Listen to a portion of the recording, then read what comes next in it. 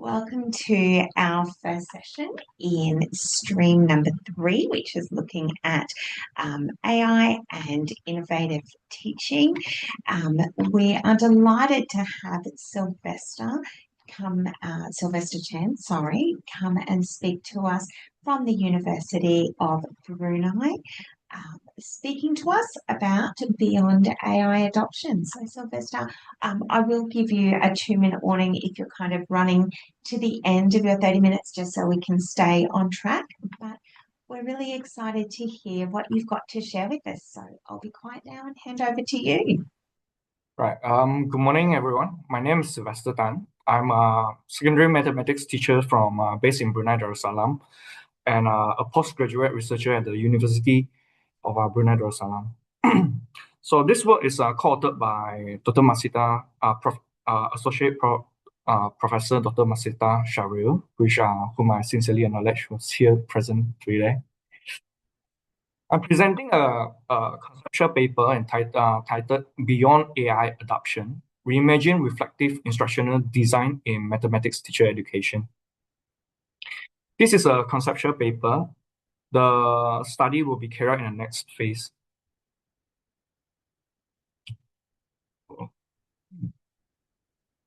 So why this study? Generative artificial intelligence, or Gen AI, is reshaping instructional design. Generative AI tools are transforming how teachers plan, design, and deliver their lessons at speed and at scale. So diverse lesson plans can be produced in seconds or in minutes. So there's concerns with over-reliance, accuracy, and reliability of Gen AI generated resources and materials. And regardless of what AI produces, teachers remain as the main decision maker responsible for students learning in the classroom. So this brings us to the central question: how do mathematics teachers evaluate and refine AI-generated instructional materials before implementation in the classroom? Sorry, Sylvester, can I just interrupt you? I think we may have the wrong screen shared because we're still on your title screen. My apologies, I'm really excited. There we go. Thank you. Okay. So is the slide? Sorry, can I also interrupt? Yeah. Sylvester, my view is not in PowerPoint mode, your presentation. Oh, is it? Yeah, it's not in PowerPoint mode. Oh, sorry. Let me do it because I just share my screen.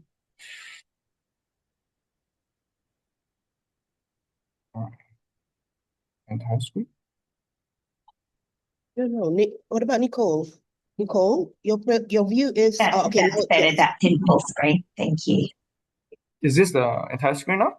Yes. Yeah. Okay. Sorry for the technical interruption. So,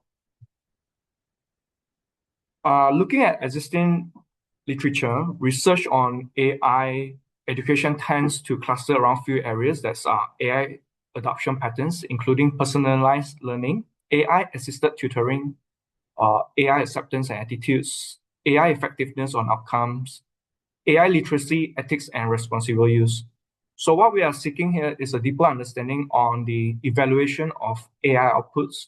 How do teachers evaluate them? And the reflective judgment in practice, like professional judgment and our teacher decision-making processes. So this paper proposes a conceptual framework for reflective instructional design in mathematics teacher education.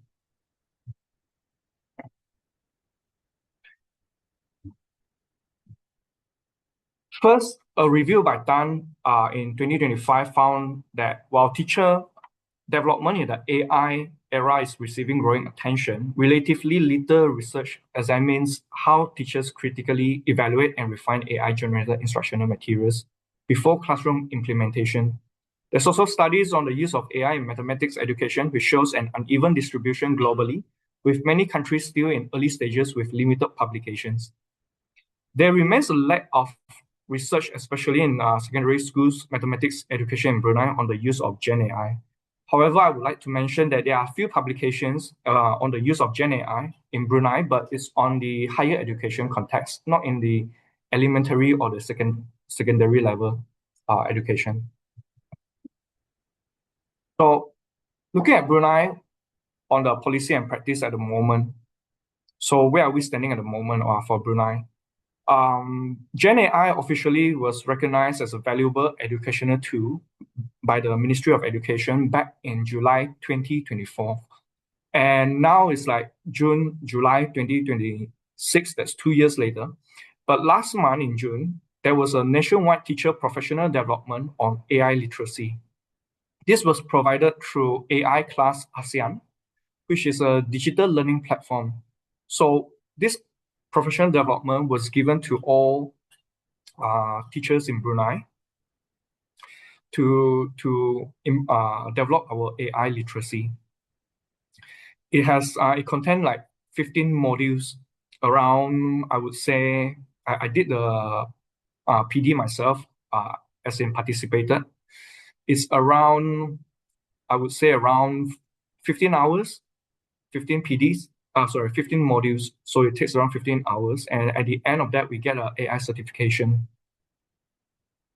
So the next phase will be the mixed method study to examine mathematics teachers' reflective practices in Brunei. So why Brunei matters? Because Brunei represents a valuable research context. There's emerging policy, there's active professional development, and documented adoption create conditions where a conceptual framework can directly inform our professional practice. So there's two perspectives that shape this framework, the ethics and pedagogy. These two lenses are responsible for this AI integration framework. And back in June, I had the opportunity to attend the ONTAP ASEAN University Network conference back in hosted by UBD, University of Brunei Darussalam. The first one comes from Dr. Jeremy Van Hoff from Michigan State University. He challenged that before any AI deployment in education, educators must ask who benefits, who is at risk, who decides, and who is accountable.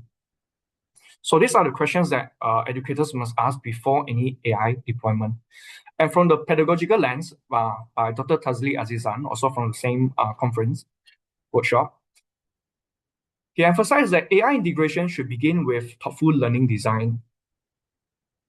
The use of AI must enhance the learning experience, not simply to replace traditional practice or methods. And he also mentioned that pedagogy must always come first and technology second. So these two frameworks shapes the these two lenses shapes the framework that I will be presenting later. So what is reflective instructional design? I define reflective instructional design as the iterative process whereby teachers critically evaluate, modify, adapt, and refine AI-generated instructional materials using our pedagogical knowledge, contextual awareness, such as knowing your students very well, your classroom dynamics, your teaching style, your self-awareness, and professional judgment before classroom implementation. Usually, reflection or evaluation usually happens for most teachers at the end of the lesson. So after we have carried out the lesson, at the end of the lesson, we usually reflect and evaluate how well did the lesson go today, what needs to be improved, and what's next for the students' learning. But we believe that reflective instructional design should begin before the lesson begins. So it should begin when we are already starting to design the lesson. So let's look at what generative AI, what's their capabilities and limitations. So we know that Gen AI does very well on producing complete lesson plans, rubrics, and activities rapidly. It also can generate diverse strategies and activity suggestions. It can create structured rubrics with criteria with accurately distributed points with very well written descriptions. It can create differentiated tasks rapidly for us, although the calibration of the difficulty level will still require our teacher judgment because only we know what's really difficult or what's really easy for our students. Let's look at the limitations. Generic outputs. Often the outputs are quite generic from Gen AI, and it's often teacher-centered, repetitive, and contextually blind, and sometimes over-idealistic. And AI generic contents are known to produce inaccuracy, so there's reliability issues. And we know that if there's errors in mathematics, which can create misconceptions, then it will be very hard to correct later on with the students. The AI has weak contextual awareness. It does not know your culture, your students, your pedagogical fit, your national curriculum, and your classroom dynamics. There's also ethical concerns like over-reliance, academic integrity, human oversight, and confidentiality. So those are the limitations with AI. Let's look at the evaluation cycle. So what's the evaluation cycle? This evaluation cycle is like a reflective framework, like steps. So it starts with generating with AI.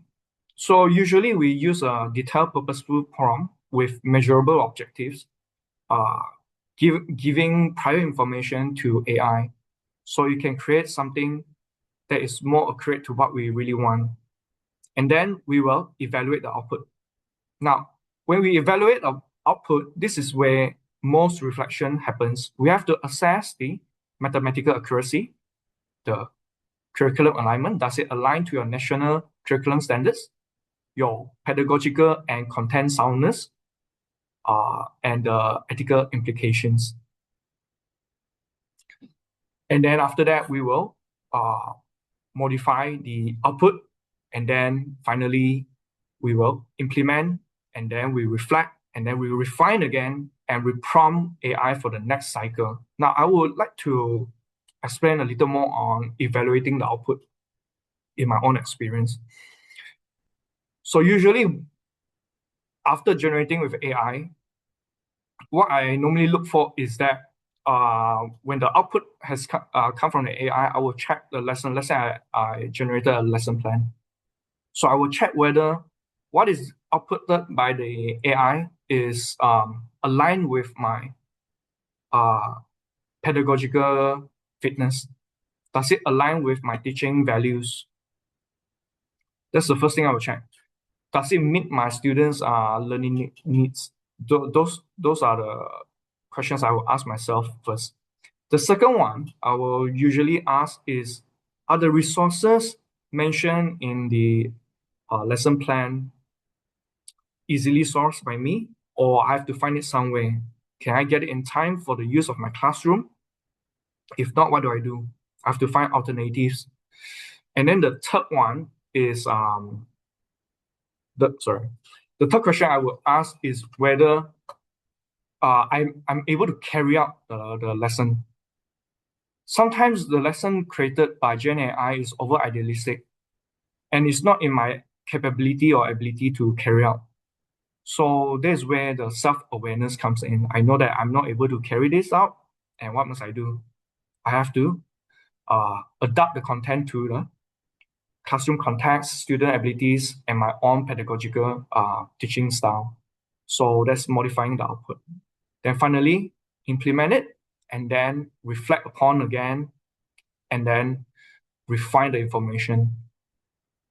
Research shows that collaborative analysis or lesson study actually develops stronger critical judgment than individual evaluation alone.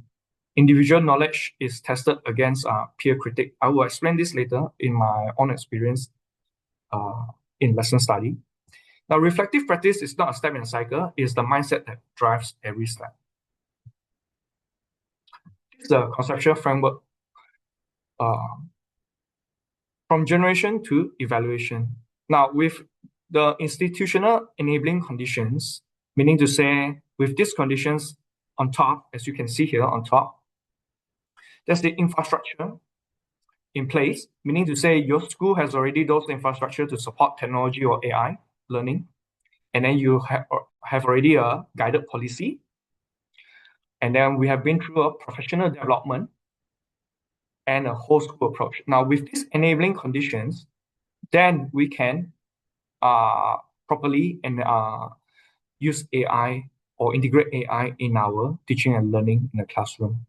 So in the next part here on the left, you can see is a Gen AI generates.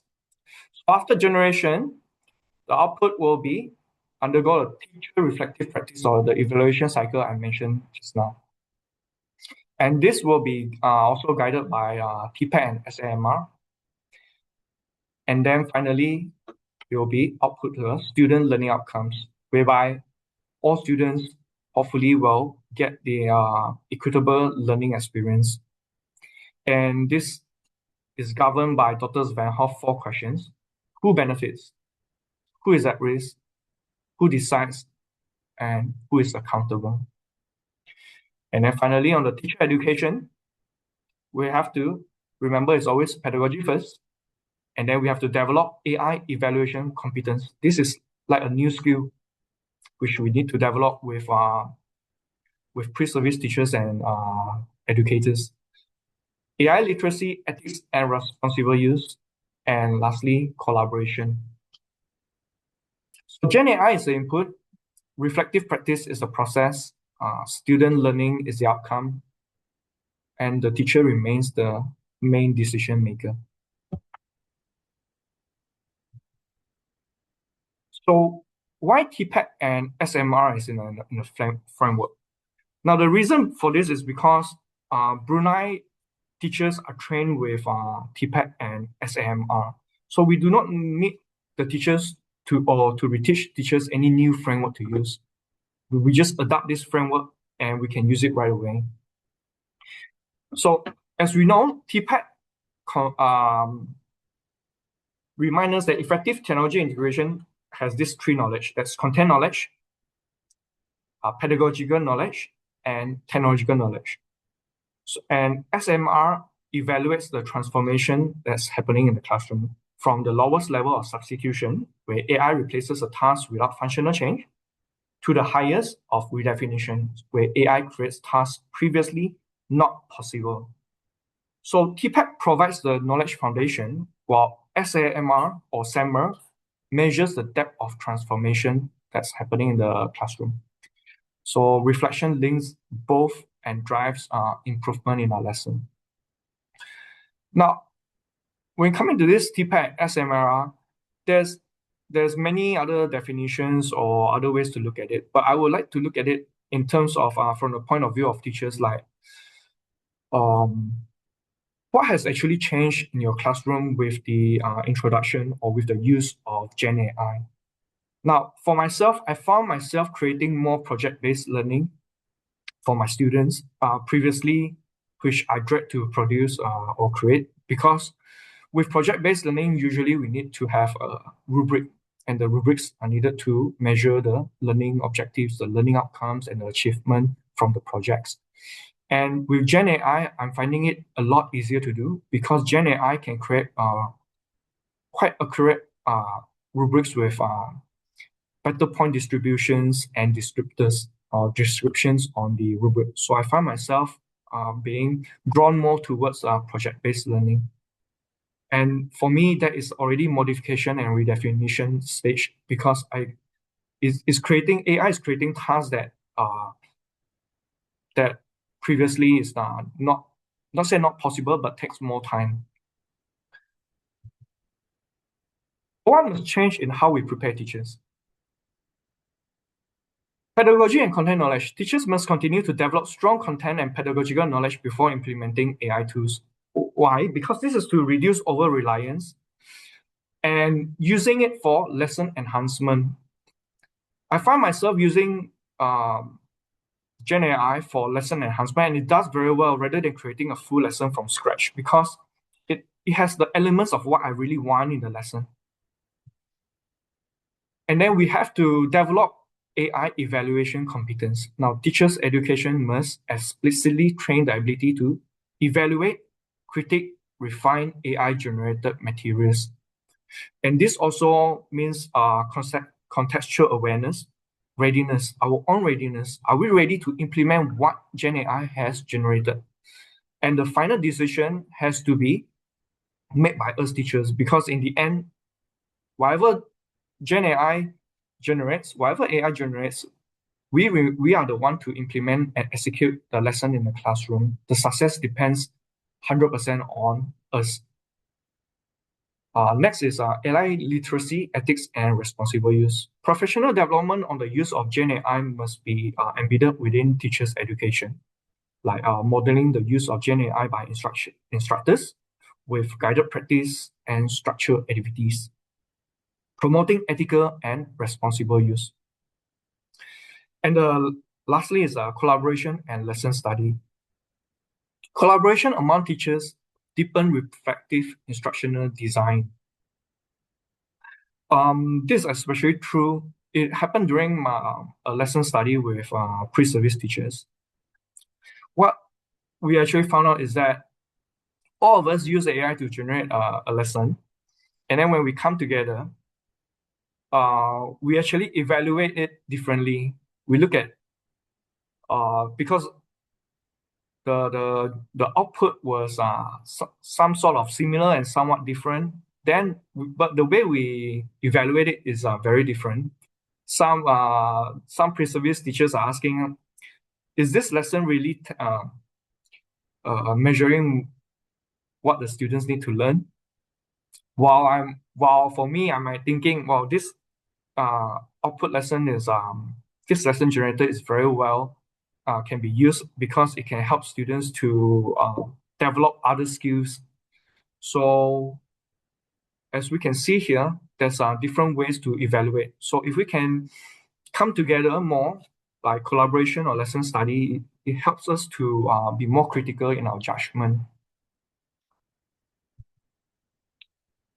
For conclusion, I'm returning to Dr. Zvan's 4 questions. Who benefits? Teachers with strong TPAC, reflective practice, and AI evaluation competence, and ultimately their students. And who is at risk? Pre-service teachers and vulnerable students when AI is used without critical evaluation or institutional support. Now, why did I say pre-service teachers here? Is because I've been teaching for over 16 years. I already have a database of lesson plans which I usually use. So when I use Gen AI, I actually enhance the lessons, existing lesson plans. But for pre-service teachers, they do not have these lesson plans, or they haven't established their own teaching styles, and they do not have their lessons yet. So usually they will use it to create lessons from scratch. So when they create lessons from scratch, they must learn to critical evaluate AI as compared to a more experienced teacher. And who decides? Teachers must decide, but supported by clear policy, structured professional development, and enabling infrastructure. And who is accountable? Teachers, educators, school leadership, the ministry collectively, and not individually. The use of Gen AI in the school the burden should not be carried by a single teacher alone. It should be collective. Everyone shares the burden. Gen AI generates possibilities. Teachers determine educational value. And the future of mathematics education will not be determined by how well Gen AI generates lessons, but by how well teachers evaluate and implement them in their classroom. With this, I end my presentation. Thank you. Thank you so much. That was really fascinating, Sylvester. Thank you very much. I don't actually have any questions except for the fact that I love that, and it really aligns so well with the work that I'm actually doing with ethical augmentation. And I noticed you used looking at modification and augmentation and things like that. And I really love that. And I particularly love that you're looking at the fact that pedagogy must come first. It's not just about innovation. That really spoke to me, and that really, I guess, aligns with with how I feel and the work that I'm doing as well. So I really appreciated that presentation. Masitah, do you have anything that you would like to add to this presentation or add any comments at all? I know that Sylvester's one of your students. Well done, Sylvester. Thank you. He's been waiting for this moment for quite some time, right? Isn't this your first conference presentation this year? Yes, this is my first Well conference done. presentation. Yes, Oh, yes. congratulations. You did a Our, fabulous job. thank you, Dr. Nicole. And there will be more, okay? This year. Okay. Anyway, my apologies, So- Nicole. I have to go. No, that's fine. I know you need to head off.